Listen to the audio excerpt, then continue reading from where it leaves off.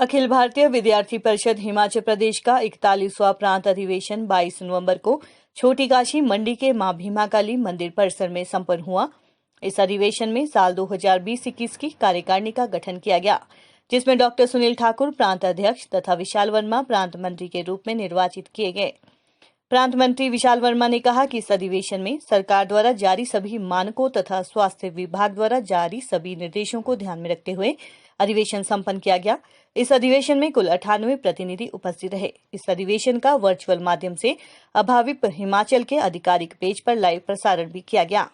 साथ ही साथ इस अधिवेशन में हिमाचल प्रदेश का वर्तमान परिदृश्य व हिमाचल प्रदेश का वर्तमान शैक्षणिक परिदृश्य, ये दो प्रस्ताव सर्वसम्मति से पारित किए गए। अखिल भारतीय विद्यार्थी परिषद की साल 2020-21 की नवीन कार्यकारिणी की घोषणा प्रांत अध्यक्ष डॉक्टर सुनील ठाकुर द्वारा की गई। एबीवीपी प्रांत मंत्री विशाल वर्मा ने कहा कि हिमाचल प्रदेश केंद्रीय विश्वविद्यालय घोषणा के 11 साल बाद भी अपने अस्तित्व की लड़ाई लड़ रहा है। हिमाचल प्रदेश केंद्रीय विश्वविद्यालय का निर्माण कार्य अभी तक शुरू नहीं हो सका है। वहीं तकनीकी विवि हमीरपुर में चल रहे 8 पाठ्यक्रमों में से एक भी स्थायी प्राध्यापक की नियुक्ति नहीं हुई है। कृषि विश्वविद्यालय पालमपुर व बागवानी विवि नौणी की भारी भरकम फीस से शिक्षा गरीब छात्र की पहुंच से बाहर हो रही है, जिसे विद्यार्थी परिषद किसी सूरत में सहन नहीं करेगी।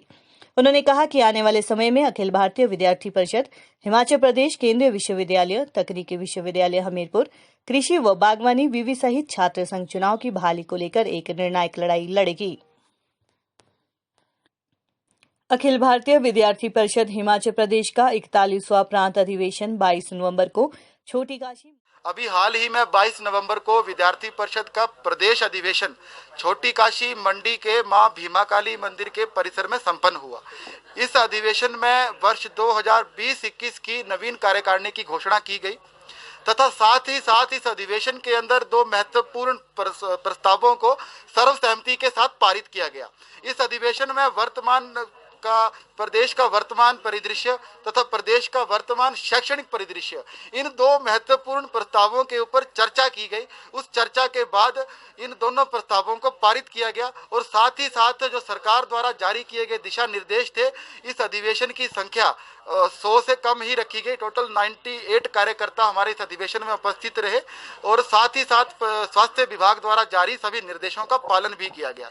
इसी के साथ प्रदेश के जो वर्तमान शैक्षणिक मुद्दे हैं, उन मुद्दों की अगर बात की जाए, चाहे वो प्रदेश का केंद्रीय विश्वविद्यालय का मुद्दा हो, केंद्रीय विश्वविद्यालय पिछले 11 वर्षों से अभी तक स्थायी परिसर उसको मुहैया नहीं हो पाया है। ये हमारे हिमाचल प्रदेश की शिक्षा व्यवस्था के लिए बहुत शर्म की बात है।